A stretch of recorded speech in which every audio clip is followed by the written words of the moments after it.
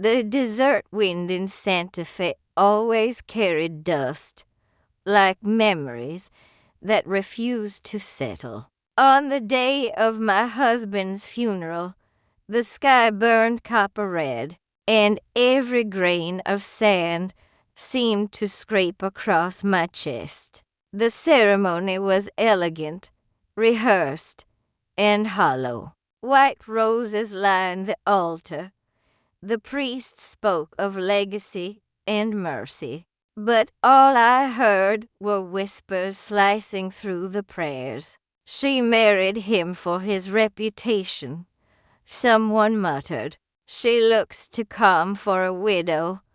I sat still, hands clenched in my lap, while judgment circled me like vultures. His daughter, Victoria, took the stage, her grief sharp and practiced. My father was a good man, she said, her voice steady. Too good. His kindness blinded him, and he trusted the wrong people. The congregation nodded, as if she had spoken gospel. Her brother Ethan leaned toward me, his words venomous.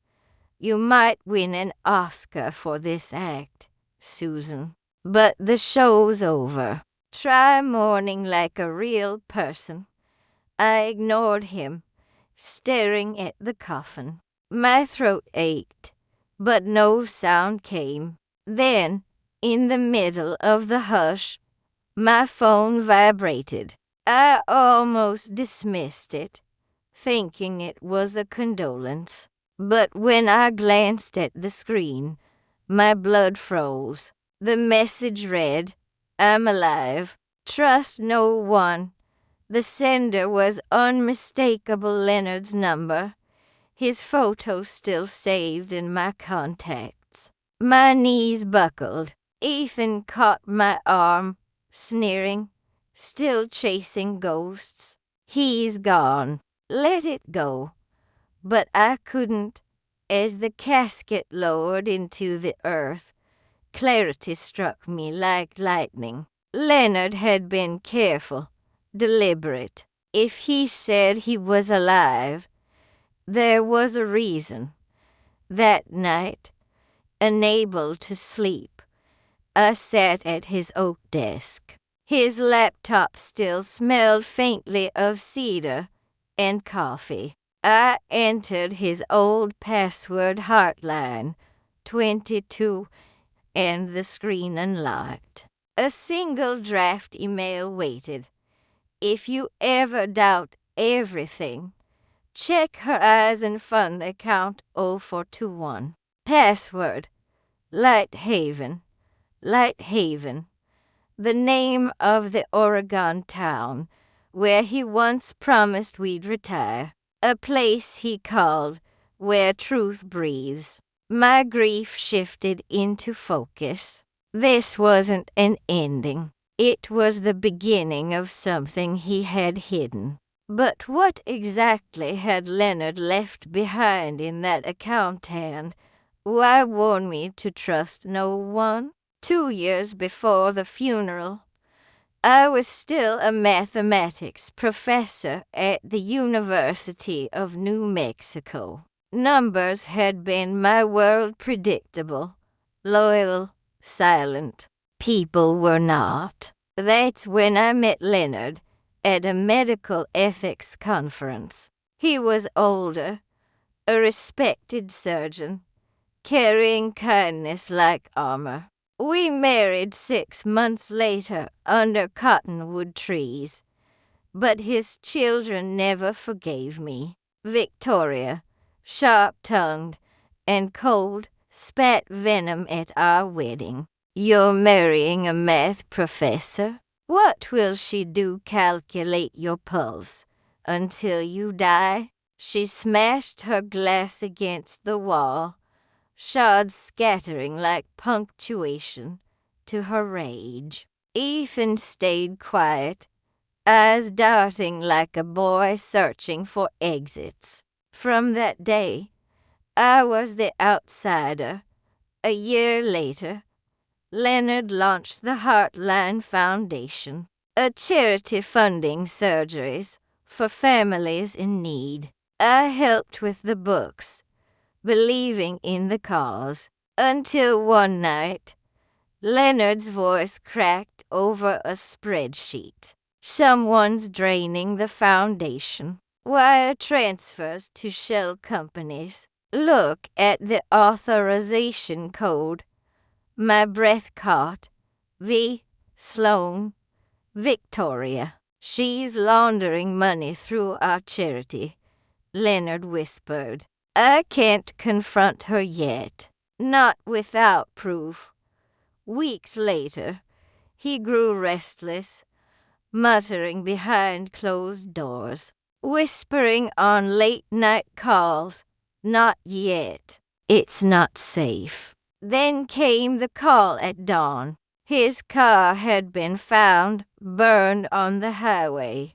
They said it was an accident. They gave me his ring and watch as proof. But the body was too damaged for confirmation.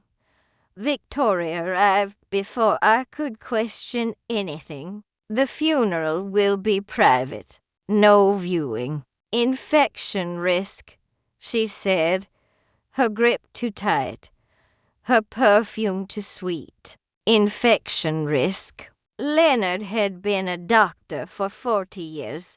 He didn't die of infections, but grief silences questions. Obeyed. I accepted the urn. I believed the reports. But deep down, something itched. Equations don't lie. People do. And soon, the Horizon Fund would prove my instincts right. Leonard had never been in that car at all. The Horizon Fund Bank gleamed like a fortress in downtown Santa Fe.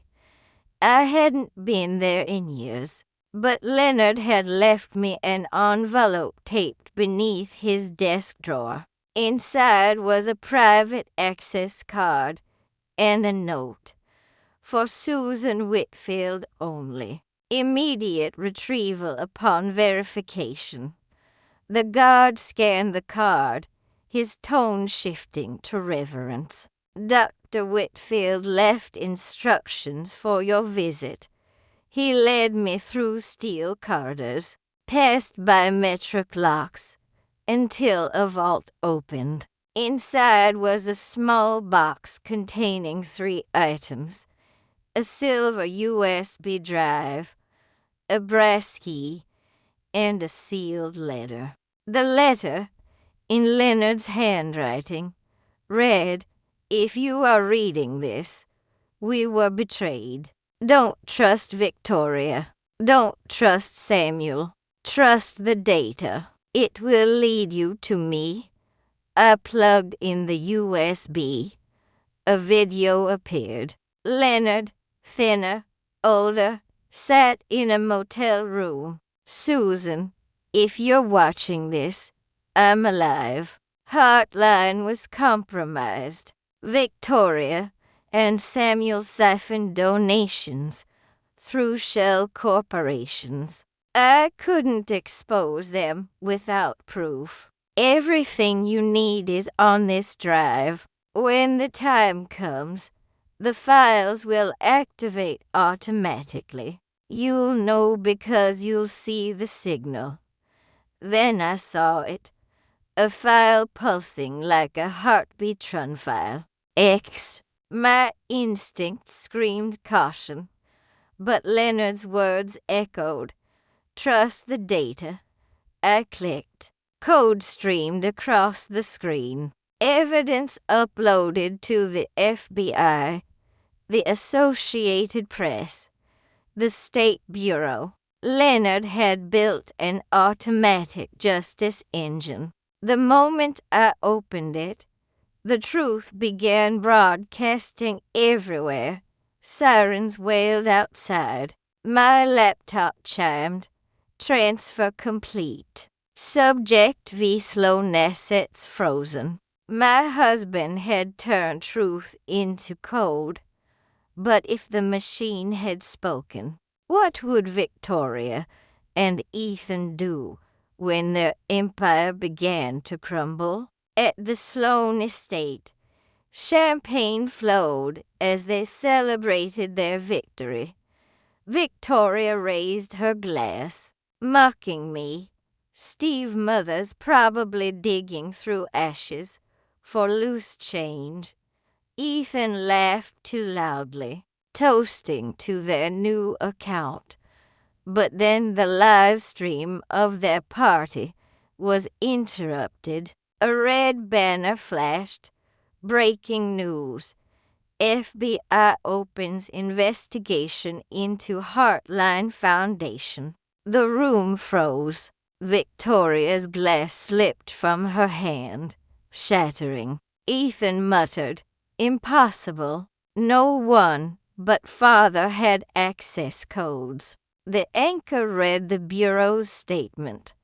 Anonymous evidence had been delivered, transaction logs, shell companies, internal correspondence. Victoria's jaw clenched.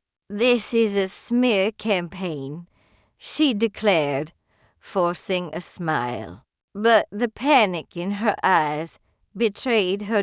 My phone buzzed. A message. Files delivered. Authorities notified. Leonard's domino had fallen. The party dissolved into chaos. Lawyers were called. Art was quietly removed from walls. Victoria slammed her fist on the table. Who would do this? She demanded. But the truth was already out. And just when the Sloanes thought they could spin lies into armor, the FBI arrived at their doorstep ready to tear their empire apart.